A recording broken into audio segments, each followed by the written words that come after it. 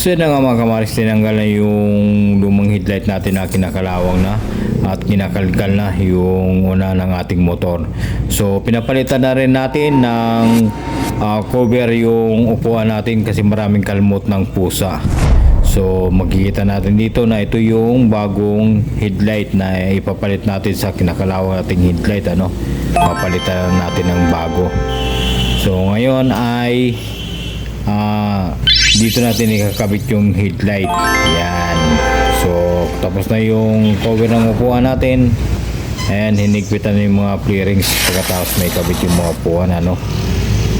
Yan. May kabit na po yung bago nating cover ng upuan. So testing na yung ilaw.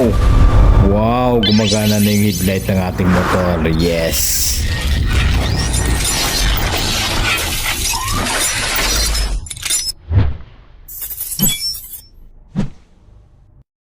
So yung pinapagawa natin sa ating motor ay pinapalagyan natin ng mini driving light at saka cellphone charger. So yung pinapalagyan natin ay pinadagdagan natin ng ng ilaw ng ating headlight kasi yung ilaw natin ay siguro may sandi pa lang yung nililiwanag niya kaya nagpalitan tayo ng ilaw, ano.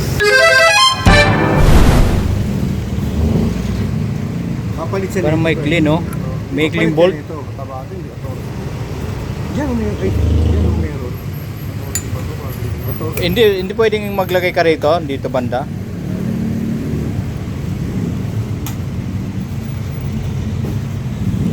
Dito na lang kayo, dito may kawit. Pwede ba rito? Pwede raw dito.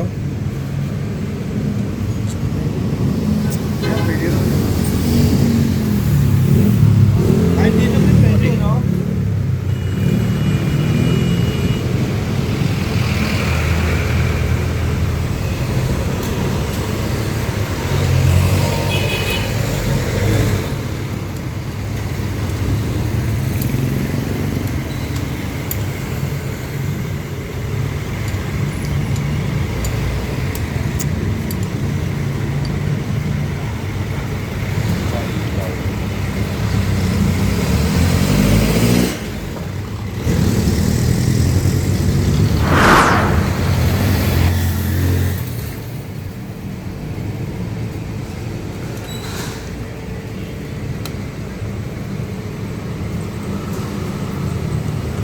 Pa kayo malakas.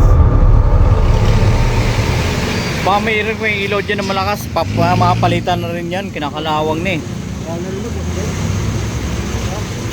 Masyado mahina. Ay, gumagana pa yun eh. Kaya lang yung isa mahina. Ayan, gone. Kasama yun dito eh. Yung ilaw na yan. Yan. Ito yung ipapakabit natin. So ngayon ay ongoing ng kinakabit, ano. Tatama, no? Tatama siya. Hindi ba yan pwedeng dito sa lalim? So naisip ko na dito ilagay sa may Lalim nito, dito banda. signal light ng ating motor. Ayan, hindi ko alam kung pwede dyan. Kasi kung dito sa may sa may telescopic ng ating motor, tatama siya sa clearings kapag liliko tayo. Kaya naisipan ko na dito na lang ilagay dito sa may signal light ng ating motor. Kaya ang ginawa ngayon ni Boss Gilbert ay tinanggal yung tornilyo. Ayan. Yung tornilyo, tapos ilalagay yung bracket ng mini driving light. So kinabit na. So kung napapansin nyo ay parang hindi kumagat yung tornilyo, ano. Kasi yung tornilyo dyan ay tamang-tama lang, hindi masyado mahaba. Kaya yung plano ko ay hindi masusunod, no? Kaya dito na lang sa may bandang gitna, dito ikakabit. Pagpatungin. Yung switch. Kaya. Okay. Switch muna. Tapos pinagplanuhan pa kung saan pwedeng ilagay yung mini driving lights natin, ano. So dito muna ikabit to sa may sa may kabilang side na pinagkabitan ng switch ng ilaw. So itong pinaglagyan ay yan, dyan nilagay yung cellphone holder natin. Pwede siyang gamitin kasi mahaba naman yung bolt niya, kaya dyan na lang yung ilagay yung switch ng ng mini driving lights. Kaya naman, medyo pailalim nga lang yung yung pindutan niya, pero kaya namang pindutin. So andito lang tayo sa may AGRA Motorcycle Shop. Ayan, so malapit lang ito sa Pure Gold. Yan yung kulay green na yan. Yan yung Pure Gold. So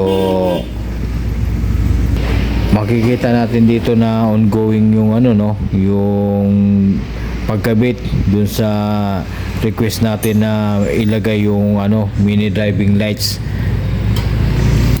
So ang pinapagawa natin diyan, ang pinapagawa natin ay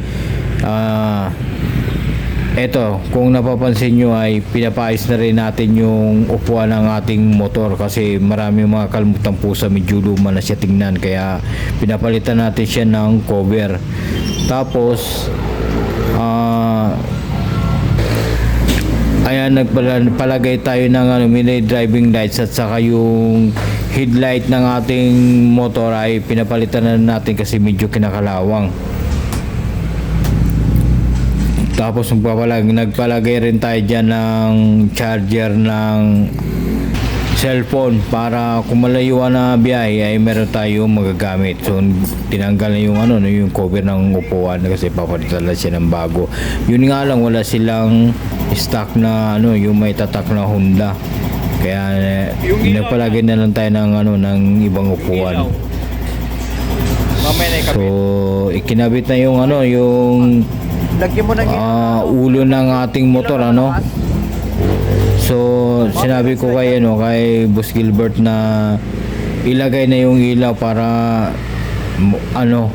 hindi na babalik-balik yung paggawa natin.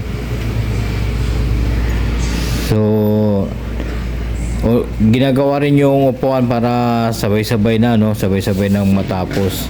So ito yung headlight na ikakabit medyo maliit lang yata to, pero ang malaga niyan naman siya, kumakapit naman siya kasi meron naman siyang lock.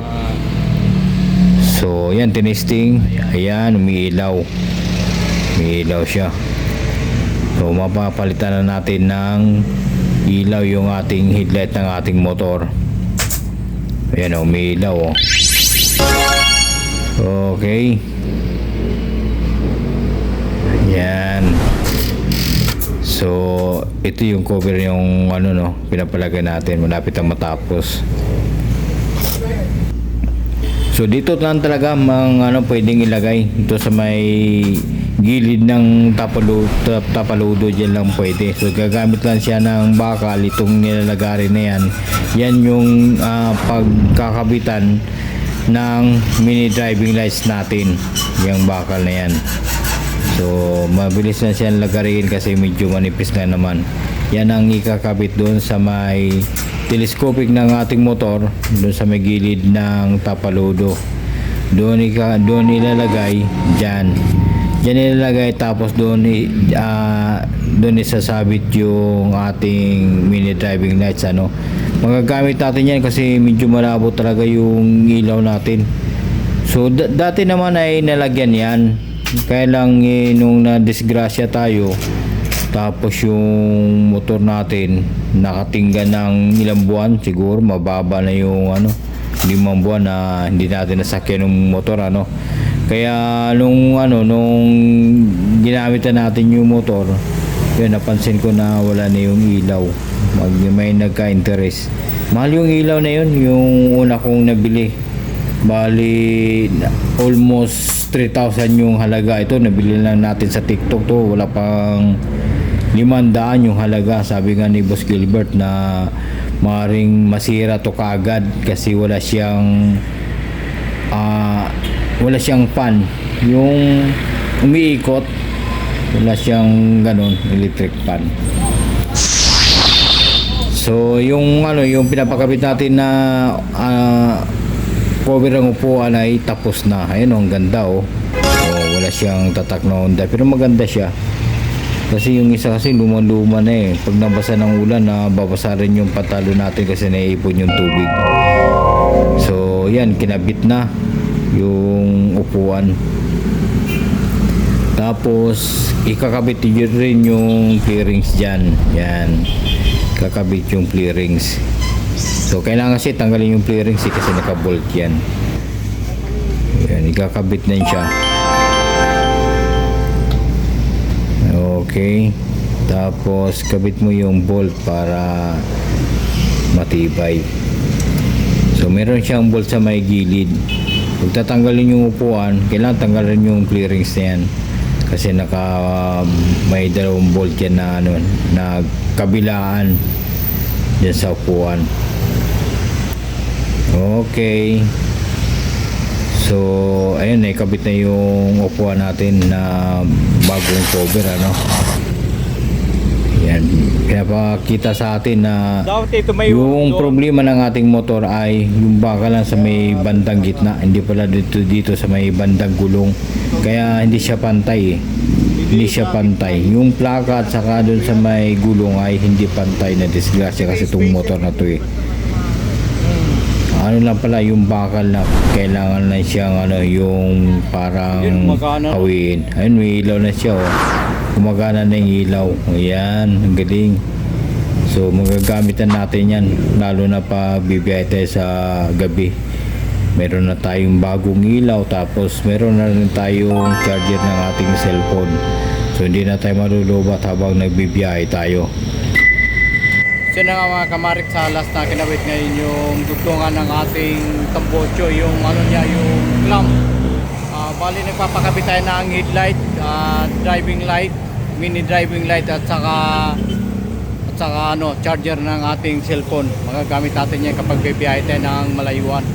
So ngayon ay naantayin lang natin na matapos yung kinabit nila na clamp para sa ating tambocho. So yun na lang yung kulang. So dito na natin tatapusin ang ating video mga kamarik. Thanks for watching. Bye bye.